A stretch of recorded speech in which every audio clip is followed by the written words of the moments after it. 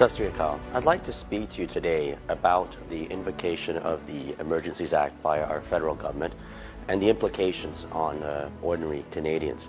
First of all, this is an act that came into force through Parliament in 1988. It replaced the War Measures Act.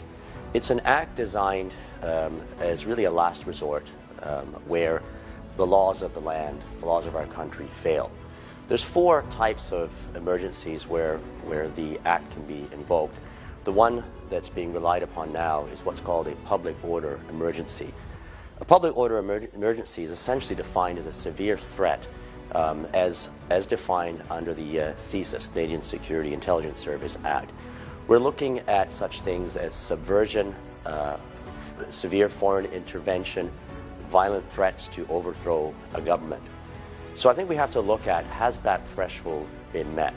Because in order to validly invoke this act, the laws of the land and the procedures cannot be effective. And I question today, and I understand the residents of Ottawa, what they're going through. Really an occupation, their businesses have been shut because of this. There's some fear, I understand this. But we have to look at the broader implications of the use of this emergency legislation, which perhaps was not designed to deal with protests that are really non-violent. They're just a tremendous inconvenience, obviously. So there's some concerns about this.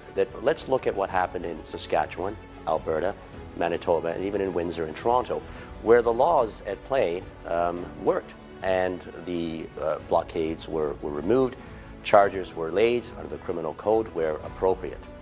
So we have a situation in Ottawa where really we've gone from zero enforcement, where 400 or more trucks were allowed to barge into downtown Ottawa and blockade the roads with no enforcement whatsoever, very little ticketing, and in fact residents of Ottawa were getting tickets.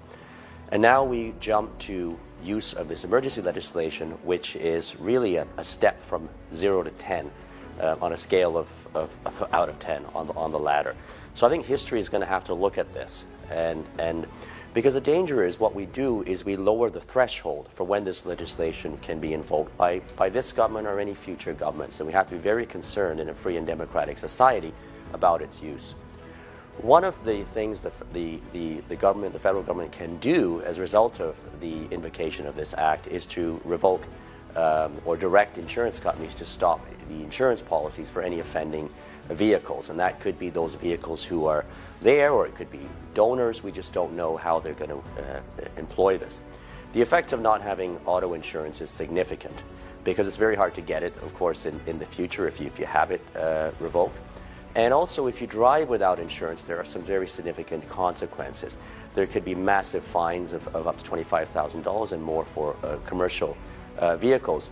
Also, if you're in an accident and you're insured, you don't have insurance, first of all, you cannot sue the party at fault, another party at fault, even if you were not at fault. Secondly, your ability to claim accident benefits from your own insurance, because you don't have insurance, so you basically get very limited coverage for medical rehabilitation and no income replacement benefits. So it's a very serious consequences to driving without insurance.